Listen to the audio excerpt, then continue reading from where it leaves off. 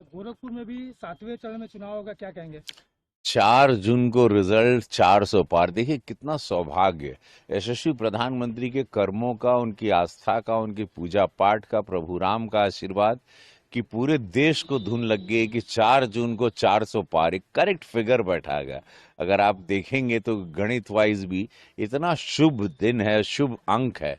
और मैं चूंकि इसका थोड़ा सा ज्ञान रखता भी हूँ, तो ये बहुत ही सुंदर हुआ है। 7वें चरण में गोरखपुर में 1 जून को चुनाव हो रहा है, तो समस्त गोरखपुर की देवतुल जनता 5 साल जैसे यशस्वी प्रधानमंत्री मोदी जी के लाभार्थी रहे हैं।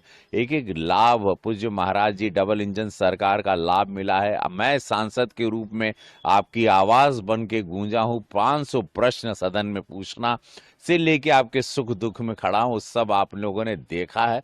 चुनाव हो रहे हैं, इसका तो स्वागत है।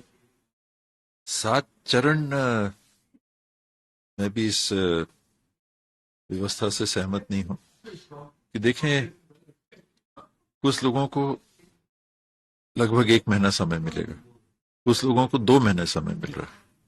तो ये उचित नहीं है, ये सामान्य अवसर देने वाली बात नहीं है। अपवाद के लिए 2-4 सीटें ऐसी हो सकती हैं जो अत्यधिक बर्फीली परिस्थितियों में हो, कहीं हो, उनके लिए अलग चरण एक हो जाए, समझ में आता है। बल्कि 4-5 चरण से ज्यादा की आवश्यकता इस देश में। क्या हम ये संदेश देना चाह रहे हैं कि हम व्यवस्था संभालने में सक्षम नहीं है, चुनाव तक कराने में सक्षम नहीं है? इतनी लॉ एंड ऑर्डर की स्थिति हो जाएगी कि ये संभल नहीं पाएगा।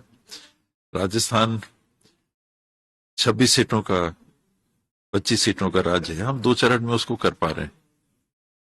और उत्तर प्रदेश के लिए हमको 7 चरण लग रहे हैं। बंगाल 42 सीटों का राज्य है, 7 चरण उसके लिए लग रहे हैं। कौन सी ऐसी लॉ एंड ऑर्डर की स्थिति है कि हमारी देश के व्यवस्था करने वाले तंत्र, हमारा पुलिस तंत्र, अर्धसैनिक बल संभाल नहीं सकता?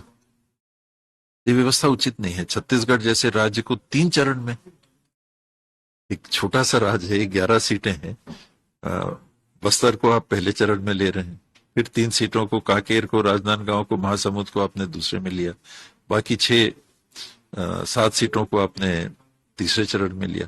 तो एक ही राज्य में आप बराबर समय नहीं दे रहे।